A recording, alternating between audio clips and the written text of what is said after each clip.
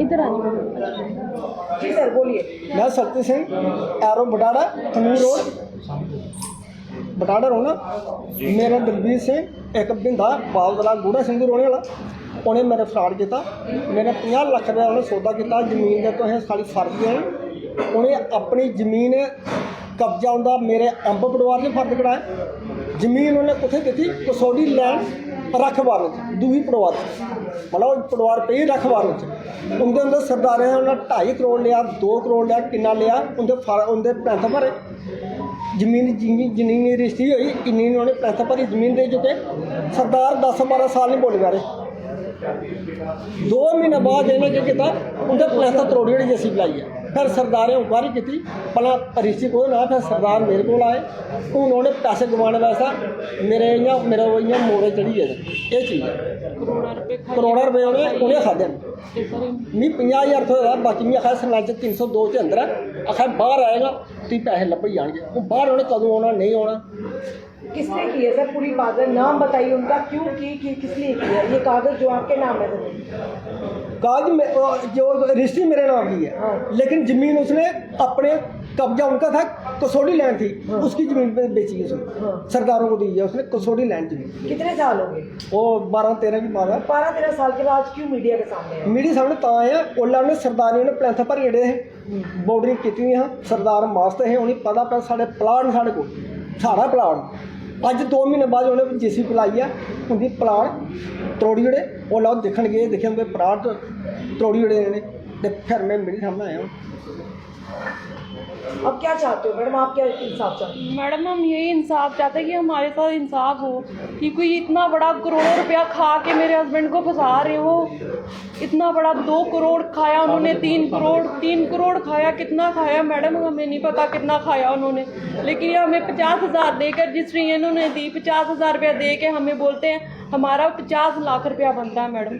आज देंगे कल देंगे वो फिर वो जो दलबीर सिंह है वो फ्रॉड केस में मर्डर केस में वो अंदर हो गए आगे क्रिमिनल है मैडम वो अंदर हो गए। फिर आप वो कहते हैं वो सरपंच साहब बाहर जो बिंदा है वो कहता सरपंच साहब बाहर आएंगे तो आपको पैसे देंगे मैडम इसको करते करते हम गरीब लोग हम कितनी फोर्स लगा सकते हैं उनको हम ज़बरदस्ती पैसे ले नहीं सकते। आज देंगे कल देंगे करते करते इतने साल हो गए। अब बात इसलिए उठाया पंगा जब जिन सरदारों को उन्होंने जगह दी जब उन जगह वो हरासमेंट हुए सरदार फिर उन्होंने कंप्लेनें शुरू की मीडिया के सामने गए फिर फंसते तो हम ही थे ना। फिर वो उनका भी स्ट्रेस हम पे और पुलिस का भी स्ट्रेस हम पे बताएं वो तो फ्रॉड करके हमें फंसा के चले गए। पैसे उन्होंने करोड़ों रुपए खाए हमें 50,000 दिया 50 लाख किया था 50,000 दिया। ज़मीन हमारी रजिस्ट्री हमारी मालकी जो ज़मीन है उसकी रजिस्ट्री कराई उन्होंने तो दी उन्होंने कहीं से कस्टोडियन लाइन उनको हाईवे रोड से दे दी। वो भी नहीं बोले उनको भी सरदारों को भी नहीं पता कि कौन सी ज़मीन हमें उनको असलियत पता ही नहीं है कि ज़मीन किसकी रजिस्ट्री और कौन सी ज़मीन हमें दे रहे हैं। तो इतना बड़ा फ्रॉड करके हमें फंसा गया। पुलिस हमें हरासमेंट कर रही है उधर से सरदार हमें हरासमेंट कर रहे हैं। अब अनजान लोग हमारे घर के आगे पीछे घूम रहे हैं। मेरे हस्बैंड को खसरा है कल 2 करोड़ 3 करोड़ की बात है मैडम। कल को मेरे हस्बैंड को कुछ हो जाएगा मैं कहाँ जवाब दूँ? पुलिस में कंप्लेन की? जी पुलिस जब उन्होंने सरदारों ने कंप्लेन की फिर पुलिस आई फिर हम गए थाने गए इन्होंने बताया सर क्या बताया इंक्वायरी की मेरे बैंक अकाउंट 10 लिए 3 चेक हमारे बैंक अकाउंट चेक किए हमारा घर देखे पैसे खरीदे जमीन चेक पेमेंट की है।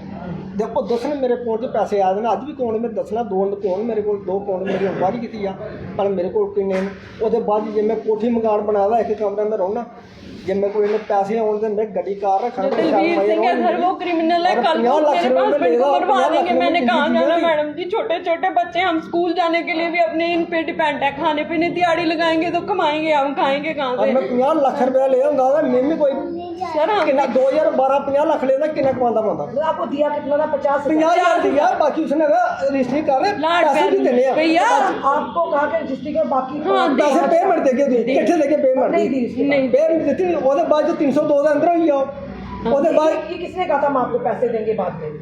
दलबीर सिंह बिंदे 702 है दलबीर सिंह ने बिंदे ने आगे जमीन सरदारों को बेची है उसको कोई मेरे को मालूम नहीं किसको दी किसको नहीं। उन्होंने अपनी कसौड़ी लैंड थी उनके पास उसने वो बेची दूसरे पटवारी मेरी अंब पटवार की रजिस्ट्री है उसने बेची है रख बारन में उसको सरदारों को रजिस्ट्री कर गई और बॉडी कर दी सैल उन्हें बॉडी की सारियां 4 दुआरी की ਉਹਦੇ ਬਾਅਦ ਇਹਨੇ 12 ਸਾਲ ਬਾਅਦ 2 ਮਹੀਨੇ ਪਹਿਲਾਂ ਇਹਨੇ JCB ਲਾਈ ਉਹਦੀ ਵਾਲਾ ਬੋਡੀ ਢਾਈ ਹੋਈ ਸਰਦਾਰ ਆਪਣੇ ਪਲਾਟ ਦਿਖਣ ਆਏ ਨੇ ਉਹਨੇ ਸਰਦਾਰ ਨੇ ਲੱਭਾ ਉੱਥੇ ਪਲਾਟ ਕੋਈ ਨਹੀਂ ਆ फिर वो मालिकों को ढूंढने लगे ਉਹਨੇ ਬਹੁਤ ਦੇਖੀਏਗਾ ਲਿਸਟਿੰਗ ਮੇਰੇ ਨਾਮ ਮੇਰੇ ਘਰ ਪੁੱਜੋ 12 ਸਾਲ ਬਾਅਦ ਉਹਦਾ 12 ਸਾਲ ਮੇਰੇ ਘਰ ਆ ਤੇ ਮੈਂ ਉਹਨੇ ਆਖਿਆ ਮੈਨੂੰ ਪੈਸਾ ਕੋਈ ਮਿਲਿਆ ਤੇ ਮੈਂ ਕਿਥੋਂ ਮੇਰੀ ਜ਼ਮੀਨ ਦੇਣੀ ਅੱਜ ਮੈਂ ਜ਼ਮੀਨ ਨੂੰ ਦੇ ਸਕਣਾ ਜੇ ਮੈਨੂੰ ਪੈਸਾ ਦੇਣ ਅੱਜ ਪੈਸਾ ਉਹਨਾਂ ਹੋਰ ਹੀ ਅੱਜ ਪੈਸੇ ਰੇਟ ਕੁਛ ਹੋਰ ਹੈ ਉਸ ਦਾ ਨਹੀਂ ਪੈਸਾ ਦੇ ਮੈਂ ਜ਼ਮੀਨ ਦੇਣ ਨੂੰ ਤਿਆਰ ਹਾਂ कल की ਜਿਹੜੀ 80 ਰੁਪਏ ਮਹੀਨੇ ਦੇ ਅੱਜ ਵੀ ਦੇਣੇ ਮੈਂ ਤਿਆਰ ਹਾਂ ਨਹੀਂ ਪੈਸਾ ਲੱਭੋ